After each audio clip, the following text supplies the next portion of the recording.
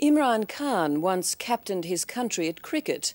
Now the talk in Pakistan is of him leading his country again, perhaps as Prime Minister. Certainly only someone as revered as Imran could have pulled off his latest coup. In Islamic Pakistan, Imran has taken a foreigner as his bride, a foreigner with a Jewish background who is half his age.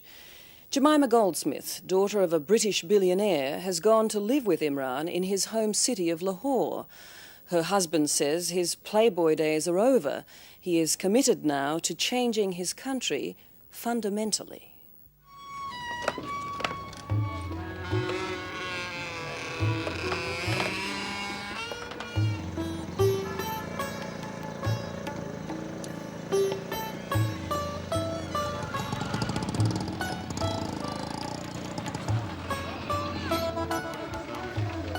In some parts of the world, he's only a hero. In Pakistan, he's a demigod.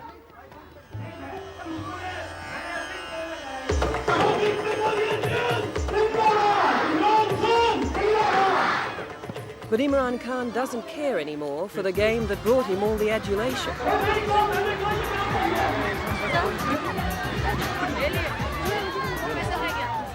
At 42, he is reborn as a symbol of Muslim pride and the brightest political prospect in a country staggering under the twin burdens of poverty and corruption.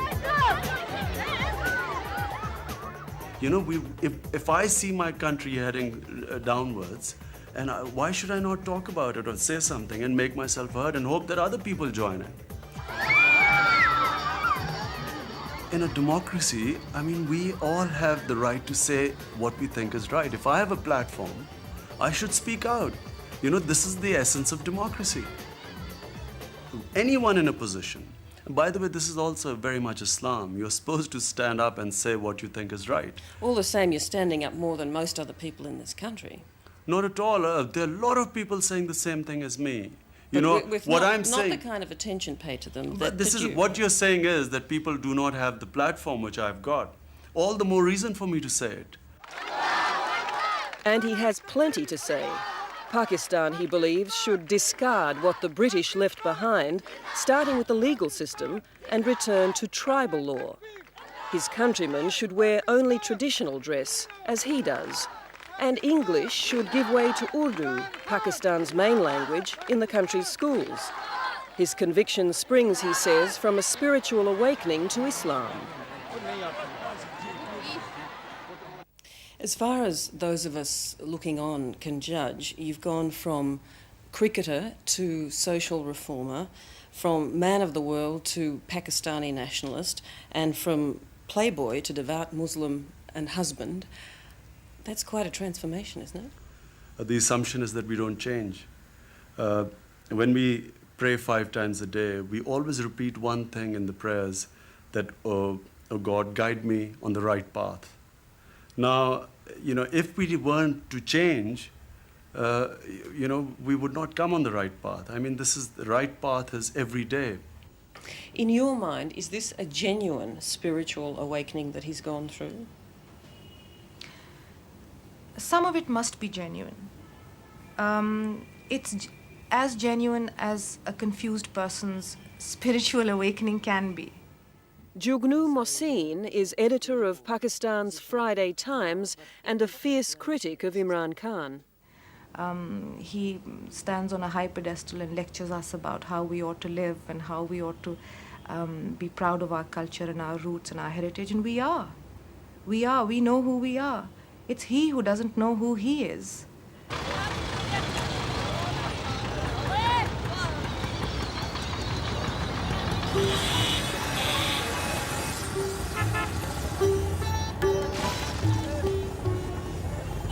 An arranged Muslim marriage to a local girl. That was the expectation. An expectation encouraged by Imran himself in Pakistan. But ultimately, Imran selected his own bride, and she was neither Pakistani nor Muslim. British, with a Jewish background, Jemima Goldsmith was the daughter of one of Britain's richest men. Are you mad? Are you crazy? Yes, but I'll go and eat roast chicken at home and I won't get ill on that, so... When she converted to Islam and married Imran Khan, she turned her back on her old life just as her husband had done. Have a bit of yogurt and some rice. Yeah? This is really, I mean, I have no sympathy for you, Mike, you suffer. This is really suicide. Do you see this marriage as a turning away from the life that you may have led in other parts of the world? You mean a playboy? Is You that what said you... it. You said it. You mentioned a headline to me earlier. What was it? Love rat in the papers? Romeo rat. A Romeo rat. Romeo rat. Did you think you were There was- marrying a Romeo rat? Well, I hoped I wasn't. I don't think you're a Romeo rat. Tell me, does the word love play a part in what has brought you together? I hope so. You know, I'll just say that in our culture, you know, a public show of affection and publicly talking about these things is sort of not really considered very common. I think it's between two people.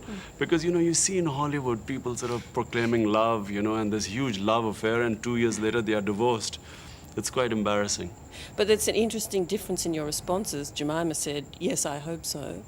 And you were reticent to talk about it. It's only because it's always considered something too mushy to talk about in public. I mean, it's between two people. But there is some of that stuff there, obviously. Well, there must be something to have got married to her. Yeah. He's a middle-aged man who has decided to tie the knot with a girl half his age who is British and the daughter of a Zionist billionaire. And he's telling us what we ought to do and how we ought to live. Now, if I married because the other culture was superior, if I married her because I thought she was white and superior in English, then of course it is a hypocrisy. The fact is that an English girl has come and started living in my culture. Assalamu alaikum. I recognize you. Assalamu alaikum. Kya If there's a reason, other than his fame and his faith, that Imran Khan is seen as a political contender, this is it. In less than 5 years, he raised the Shaukat Khanum Memorial Cancer Hospital from the ground. A world-class cancer treatment and research facility, it was built in honour of his mother, who died of cancer in 1985. And it was built almost entirely on the strength of his passion for the cause. A passion Jemima is now caught up in. Best laboratories in, they think, in Asia, one of updated compared to any laboratory in the world. I haven't seen this before either, so it's a guided tour from the zoo. No. I've only really been to the wards. People, the longer they live, I guess, accumulate more wisdom. Do you have any sense of Imran, who is twice your age, Yeah. being a wiser person than you are now? Yeah, I mean, I think he's definitely got a lot to teach me, but And you're I don't prepared to know if he's- learn from him? yeah, I hope he's prepared to learn from me a bit too. But at 21, who knows?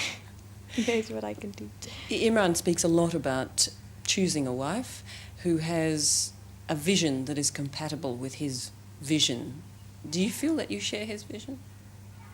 Well, I hope so. And you believe that And the two believe of in you the do? same things. Yeah, I think what instinctively I think he's instinctively I would say that on most occasions I believe in his judgment. You know. You mean my husband is never wrong? No, I don't mean my husband's wrong. He's wrong quite often, but I mean that that what he believes in instinctively is something which actually we share. You know, I'm being so hopelessly inarticulate. No, you're I'm sorry. She thought it wasn't, there was no hope. On his fundraising drives for his hospital and his newly launched literacy campaign, Imran Khan is seen by the public as a man who gets things done for the love of it. Genuinely, I didn't actually realise how completely he's wholeheartedly dedicated his life to this project. But his enemies in government see nothing but a potential political adversary, even though he denies it. I mean, if I wanted to join politics, my first offer was way back 6-7 years back, when General Zia offered me to join the interim government as a minister. You know, I mean, if that was all this manipulation was going to be propelled into a ministership with a flag in front of my car and sitting in high office, I would have jumped in by now. There's at least one person in this country who does not accept Imran Khan's assurances that he has no political aspirations, and that's the Prime Minister of Pakistan, Benazir Bhutto. She and her government have done everything imaginable to erase Imran Khan from the minds of Pakistanis, and they've gone to some grotesque lengths to achieve that. An ad for Khan's cancer hospital has been banned from the nation's TV screens. A promotion for the national airline trumpeting Pakistan's spectacular 1992 World Cup win has one stunning omission. It makes no mention at all of the captain who led them to that glorious victory. You know, we are blotted out of television. We cannot make an appearance on TV. One producer, just because he let my name go through, was suspended for 4 days on Lahore television because in a quiz program he let my name slip. The hospital has not been shown on Pakistan television ever since it's been made. People haven't seen the hospital.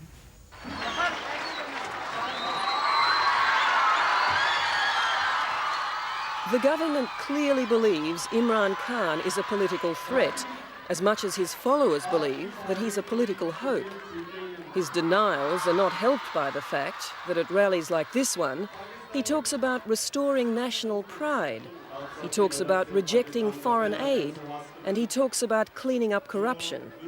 In fact, he talks a lot like a politician. And what worries some in Pakistan is that the playing field of politics is far more treacherous than the gentleman's game he once played. Cricketers don't often become social reformers. They don't often become politicians. Is it possible that you might be naive in your thinking in relation to all of this? In doing what? In the fact that you don't seem to want to admit that you might be able to be manipulated in all this because of your status here. You see, firstly, I mean, it's not that I've just recently got any fame. I mean, if I was to be manipulated, I was a name here for quite a while. And I've been approached by political parties for quite some time. Now, if I was that type, why would not have I jumped in before? Well, it's not uncommon for aspiring politicians to become involved in social and community programs to test the water for their support. It's not a crime to do that. Mightn't you be doing that? I suppose people must look at it like that. Test my water. Okay, so I've tested my water. There was a lot of support. I saw a lot of people in the towns coming out. So I've tested it. Now surely I should be jumping in now, because that's what was predicted, by the way. They thought it's imminent now and he's about to launch a party or something. My objective is that if I am in a position to help my country, I will try and do that. And I feel that in the current state of affairs, the way our political system is so corrupt, I can do a lot more good to my country outside politics. And that's what I'm trying to do.